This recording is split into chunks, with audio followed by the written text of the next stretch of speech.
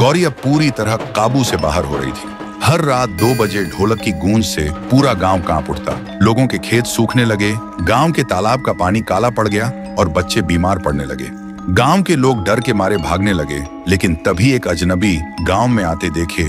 उसका नाम था कालू बाबा। कहते थे कि कालू बाबा के पास एक पुरानी मंत्रों से भरी तांत्रिक घंटी है। उससे वो कई बार भूत प्रेत भगा चुका था।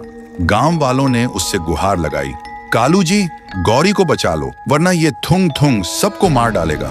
कालू ने घर के पास गौरी को देखा।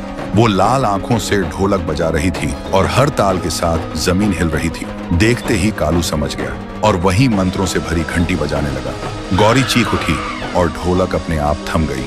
लेकिन तभी उसके गले से 2 आवाजें निकली। एक गौरी की मासूम आवाज, मुझे बचा लो, और दूसरी थुंग थुंग की गहरी आवाज, कोई मुझे रोक नहीं सकता। कालू ने फिर से घंटी बजाना शुरू किया और मंत्र पढ़ने लगा। ढोलक और घंटी की आवाज आपस में टकराने लगी। पूरा आसमान काला हो गया। गौरी जमीन पर गिर पड़ी और उसके शरीर से धुआं निकलने लगा। उस धुएं में थुंग थुंग का भयानक चेहरा दिखने लगा।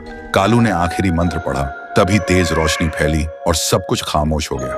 फिर कालू ने गांव वालों को इकट्ठा करके कहा, श्राप अभी खत्म नहीं हुआ है, थुंग थुंग सिर्फ दबा है, मिटा नहीं। एक दिन ये फिर लौटेगा और तब कोई नहीं रोक पाएगा।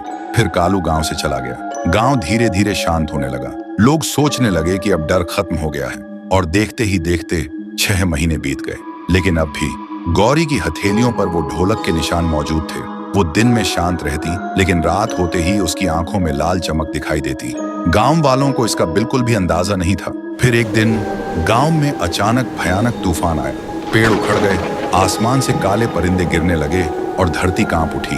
और उसी रात ठीक 2 बजे जब सब कुछ शांत हुआ, तब अचानक ढोलक की गूंज फिर से सुनाई दी। लेकिन इस बार आवाज पहले से कई गुना ज्यादा भारी थी, जैसे सैकड़ों ढोल एक साथ बज रहे हों।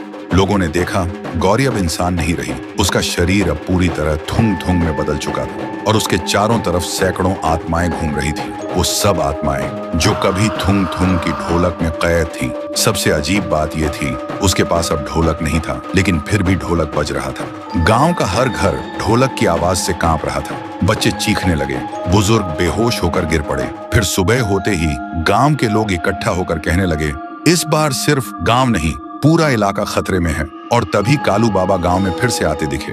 इस बार उनके हाथ में एक चमकता हुआ हथियार था और उनके चेहरे पर विश्वास कि वो इस बुराई को हमेशा के लिए खत्म करेंगे। लेकिन अब सवाल ये है, क्या कालू बाबा थुंग थुंग को हरा पाएंगे या फिर पूरी दुनिया उसकी ढोलक की ताल पर मिट जाएगी? अगर जानना चाहते हो तो कमेंट करो, पार्ट 4 चाहिए।